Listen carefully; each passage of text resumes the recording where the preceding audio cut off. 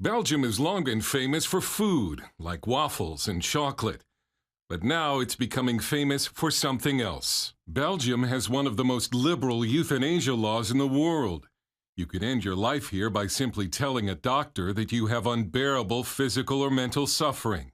Terminally ill children of any age can receive a lethal injection if their parents agree with the child's wishes. Tom Mortier's mother was euthanized in 2012 because even though physically healthy, she was said to be incurably depressed. My mother, who was physically healthy because of her mental problems, received a lethal injection from an oncologist.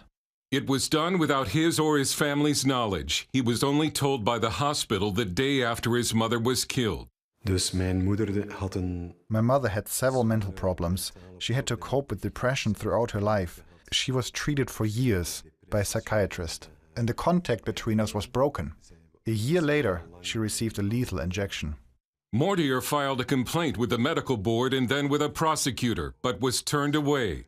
With the help of Alliance Defending Freedom, Mortier appealed his case to the European Court of Human Rights, which has agreed to hear it. His legal counsel is Robert Clark. How can a physically healthy woman who has struggled with depression, who's had good days and who's had bad days, how can someone like that be euthanized in a democratic Western country without the family members even being aware that it was happening? Something that makes this case even more disturbing is that the doctor who euthanized the woman sits on the very government body that is supposed to oversee the euthanasia law.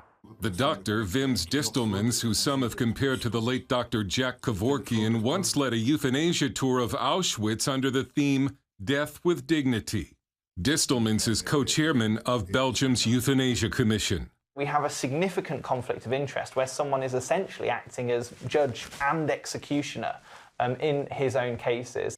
When Distelmans' commission did nothing after a dementia patient was euthanized without asking to die, one doctor quit the panel, writing that he did not want to be part of a committee that deliberately violates the law. There are now more than 13,000 euthanasia cases that this commission has reviewed.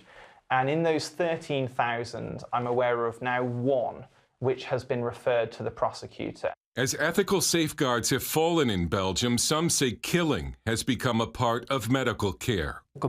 We began to offer death as a medical solution even for non-terminal cases. It is a problem. I have heard about people who were offered euthanasia even though they were not even considering it. The types of conditions, the things that would qualify someone for euthanasia are being pushed further and further out. In the most recent reporting period, there were euthanasias carried out on children as young as 17, 11 and 9. The supply of euthanasia stirs the demand.